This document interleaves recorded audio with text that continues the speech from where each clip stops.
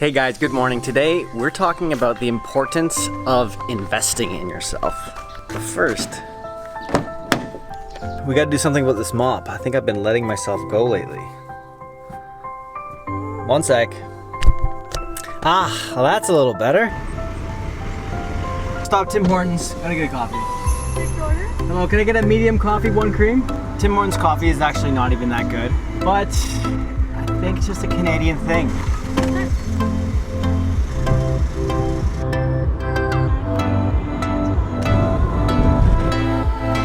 We're in Hamilton, Ontario right now. So what do I mean by invest in yourself? If you're in the industry to be a filmmaker and you want to tell stories, then you need to be telling interesting stories. For example, people like to play sports, people like to do art, like to do magic. So you want to tell stories of you doing those things. Today, we're meeting a guy called Jesse.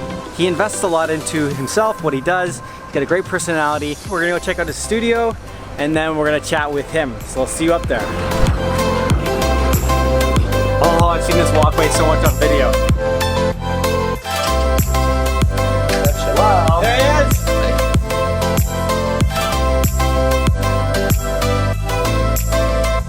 You can see your head and your feet. My forehead's gonna look bigger than it normally is. You got a 5 head there? Yeah. There you go. There's a...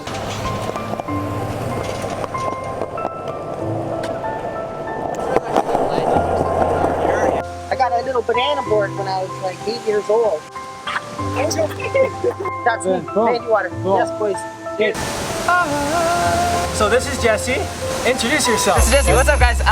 I'm a photographer, filmmaker, fun haver, father, freelancer. I'm all out of F's, but I'm really into hobbies in general. There's a lot of things that I find interest and I find passion in that aren't photography or filmmaking. And for me, photography and filmmaking is typically a way to either tell those stories or showcase those activities. So I make a lot of edited stories or edited YouTube videos.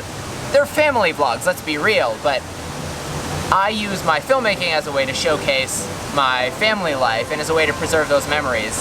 Skateboarding similarly. Skateboarding for me is where filmmaking and photography came from.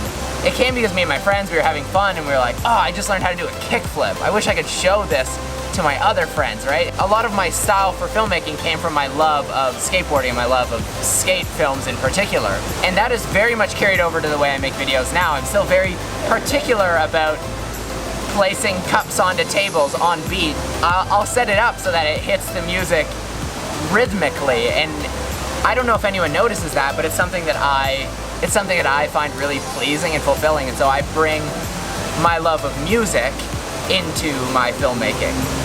There it is. Cool.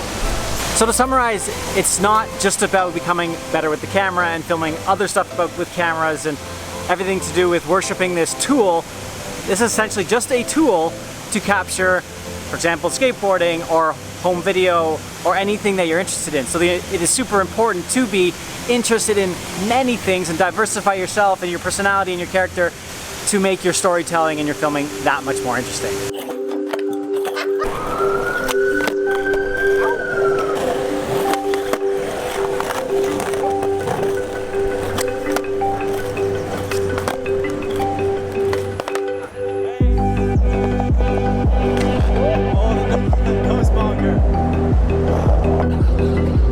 Thanks for everything. Thanks for showing me the space. Yeah.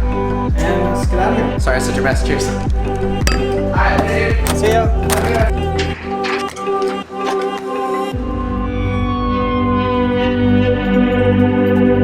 Yeah, so that was Jesse. Super fun guy, really creative, really skilled. Always down to hang out, and he's a super successful filmmaker. You want to check him out? I'll put his Instagram handle right here and in the description. All right, on to our next spot. Yeah. Hello. This is Vanessa. Hey. And we have been told there is a blue lake out here somewhere. We don't know where it is, so she is an up-and-coming model. And basically, we're just working together to diversify the portfolio a little bit, take some shots, enjoy this lake. So yeah, let's see if we can find it. The sky. It's blue, like crazy blue lake just appeared out of nowhere. struggling. This is insane.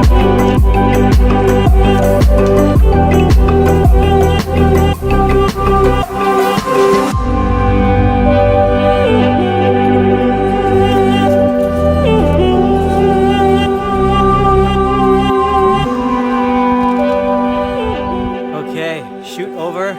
As you can see, it's getting so dark. But yeah, success. All right, I'm gonna bring up some of the photos now. Check them out.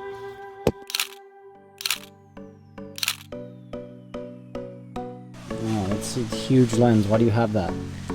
It's So anamorphic. big. Hey, what's going on? It's day 2. I'm with Robbie, and we're gonna head to there and through to the Scarborough Bluffs and take some photos over there.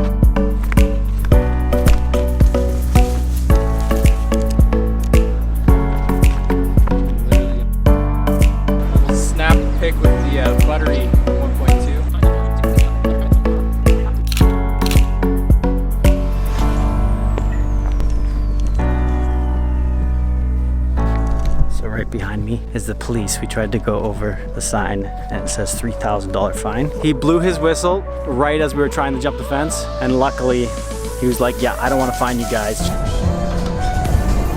Okay, so I'm here with Val. Hello. You are Ukrainian, right? Is that correct? Yeah, I'm Ukrainian, but I speak Russian. And then I moved to Canada when I was 3. And then, yeah, then I just grew up here pretty much my whole life. You've been creating films, working with the camera, like professionally, or as your profession for how long now? I think it's been like 4 years since I've been full-time freelance as a filmmaker and editor. Sweet, so if you haven't heard of him, you need to check his stuff out. It's pretty crazy. I'll overlay some stuff on the screen right now. He's done a lot of cool, interesting projects. But what we're talking about today is sort of how you invest in yourself and how that helps you make films, tell stories. So let's get Val's take on how that helps. Ever since I started, I was a big believer in educating myself as much as possible on every facet of filmmaking, because the way it works is at one point you're gonna feel like you need to copy other people.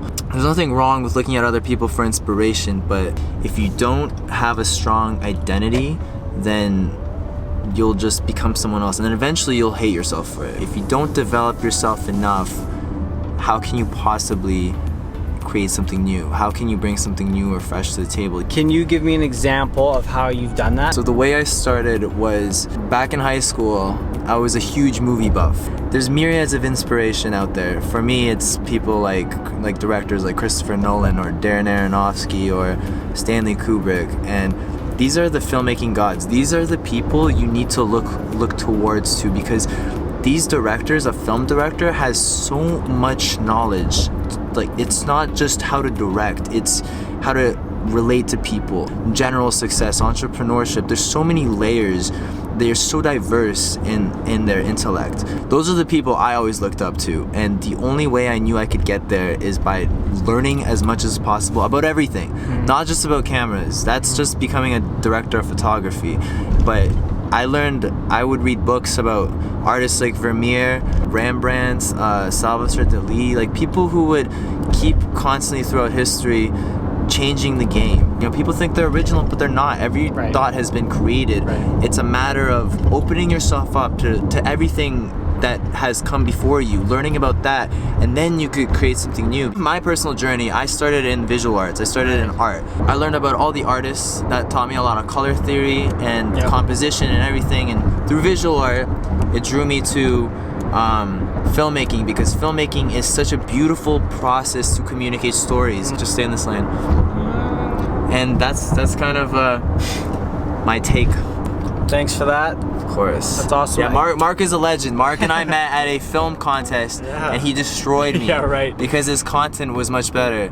But just because I ran around to cooler landscapes. You got the prettier backdrops. Yeah, I'm not gonna lie, I was upset. I was really upset. You had the super nice editing. I came in 3rd place. Okay. This girl beat me as well. I was so mad. Okay, so listen, I may have won the contest, but all the brands and companies went straight to him and said, "Hey, I want you to do an edit for our company, because his editing was way better than mine." I was like, "Oh, Oh, that's what happens when you just don't run around with a GoPro pole.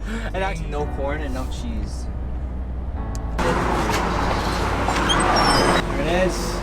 This is literally the best burritos you could possibly get on the planet.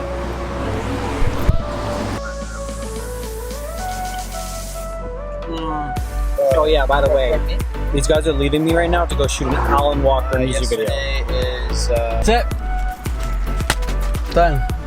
That was Val. I really liked what he was saying about drawing his inspiration from other sources, not necessarily people that are just like himself, or YouTubers or influencers or content creators, that he seeks his knowledge from artists and directors and various people that have done many things in the past. And I firmly believe too, if you want to be in front of the lens, that you need to be developing your character and personality, your knowledge and your understanding of this world or your opinion of this world to something that's interesting, so people would want to watch you or even listen to the stories you're trying to tell if you're behind the camera. So yeah, whatever it may be, if it's languages, if it's food, if it's sports, art, any sort of creativity, keep developing in that area and you'll become more interesting as a storyteller, a vlogger, a writer. And even if you simply just love to take photos and videos, that's awesome too. But also make sure you become a great person with an awesome personality. I'm just waiting now for the train to head back to my place in Scarborough. Anyways, thanks so much for watching this video. If you got some value from it, give it a thumbs up. Consider subscribing if you aren't already. Hit that notification bell. And of course, I'll see you guys in the next one. Take care.